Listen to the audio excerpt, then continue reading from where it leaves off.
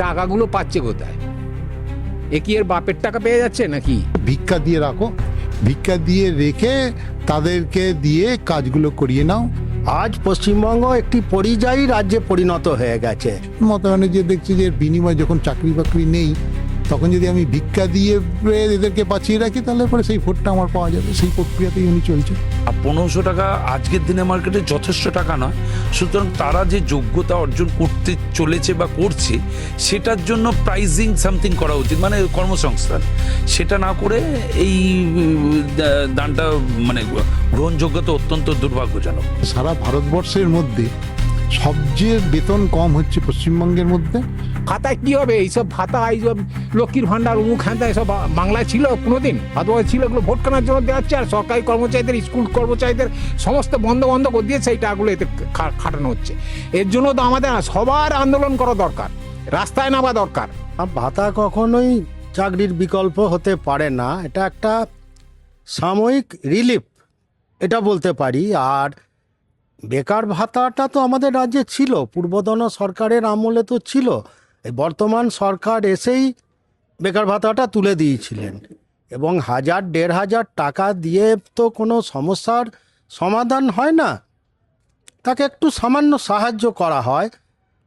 আমি বলবো যে আমাদের রাজ্যে যে 6 লক্ষ পদ, শিক্ষক, শিক্ষাকর্মী এবং সরকারি চাকুরি যেগুলো খালি আছে, প্রচুর পদ অ্যাবলিশ করে দেওয়া হয়েছে। এই সব পদে যদি নিয়োগের ব্যবস্থা করা হয়, তাহলে বরং শিক্ষিত বেকার ছেলেমেয়েরা তারা খানিকটা সুরাহা দেখবে।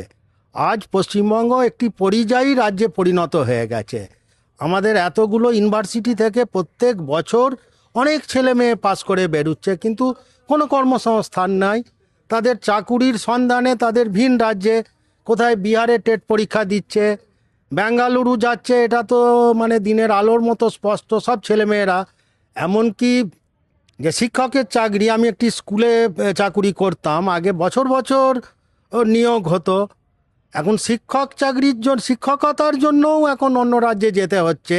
এবং মানে অত্যন্ত দুঃখের বিষয় যে কায়িক পরিশ্রমে শিক্ষিত বেকার পাস করা ছেলেরা, তারা আজকে ব্যাঙ্গালোরে যে বাথরুম পরিষ্কার করছে, ড্রেন পরিষ্কার করছে, এর সমস্ত কন্ট্রাক্টরের আন্ডারে কাজ করছে। এটা অত্যন্ত দুর্ভাগ্যজনক। যোগ্য যে টাকাগুলো পাচ্ছে কোথায়? এ কি এর বাপের টাকা পেয়ে যাচ্ছে নাকি?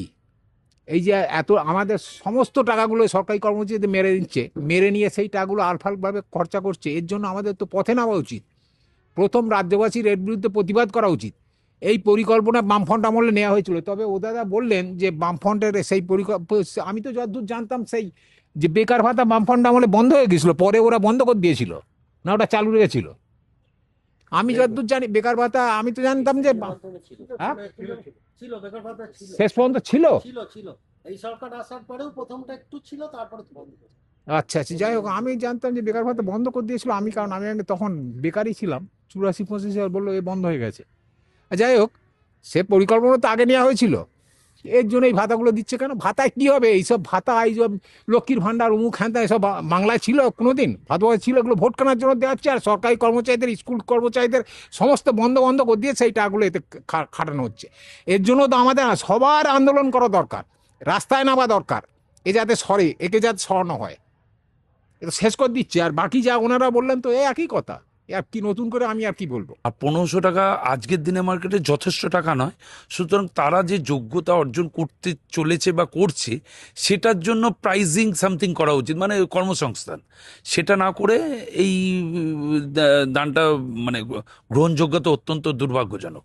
এইটা যে দেওয়া হচ্ছে, বিশেষত এই বছর যেটা দেওয়া হচ্ছে, একবারে ডোলের বন্যাটা ছড়িয়ে দেওয়া হয়েছে, বিশেষত এই সামনে ইলেকশন বলে এটা ডোলের বন্যা হয়েছে। তবে মূল বিষয়টা এসেছে, এটা হচ্ছে একজন কর্পোরেট, সারা পৃথিবী জুড়েই তৃতীয় বিশ্বের দেশগুলোতে কর্পোরেট প্ল্যানিং এতে মানে মানুষের কর্মসংস্থান থেকে, তার দাবি থেকে, তার অধিকার থেকে, ন্যায্য বেতনের থেকে দূরে সরিয়ে নিয়ে এসে ভিক্ষা দিয়ে রাখো, ভিক্ষা দিয়ে রেখে তাদেরকে দিয়ে কাজগুলো করিয়ে নাও।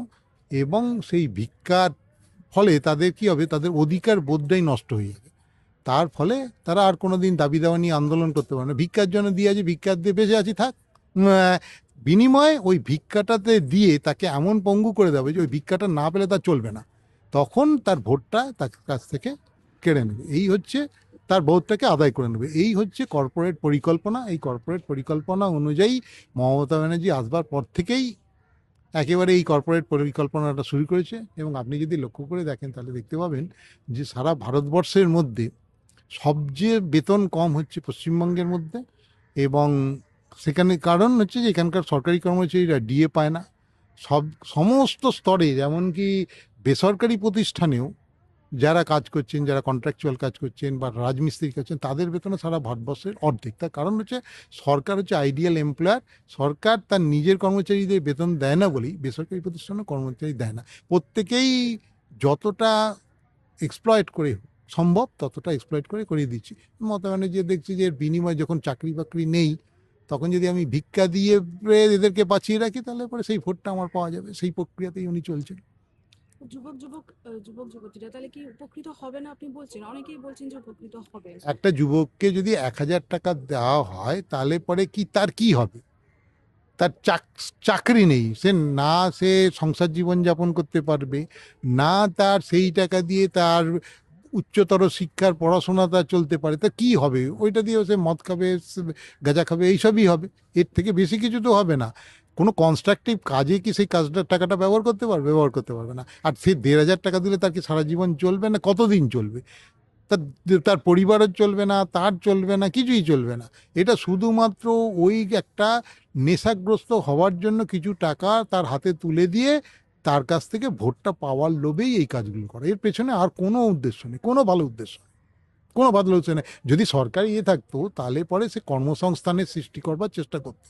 যখন প্রথম ভারতবর্ষ স্বাধীন হয় তখন পশ্চিমবঙ্গ ভারতবর্ষের শিল্প উৎপাদনের ক্ষেত্রে টোটাল 24% শিল্প উৎপাদন পশ্চিমবঙ্গ থেকে হতো। এখন এটা 1.5%-এ দাঁড়িয়েছে। তার মানে এখানে শিল্প উৎপাদন টোটালি প্রায় বন্ধই হতে চলে গেছে। শিল্প উৎপাদন না থাকলে চাকরি বাকরি হবে কোথায়? চাকরি বাকরি নেই, লোককে ভিক্ষা দিয়ে কি কাউকে মানুষ প্রতিষ্ঠিত করা যায়? কাউকেই প্রতিষ্ঠিত করবে না। এই যে যতজনকেই দিকে, একটা লোকও এই 1,500 টাকার বিনিময়ে কেউ প্রতিষ্ঠিত হবে না, কেউ প্রতিষ্ঠিত হবে না। এই টাকাটা মূলতই ভোট ব্যাংকের জন্য করা, আর কোনো উদ্দেশ্য নেই এর পেছনে। নেক্সট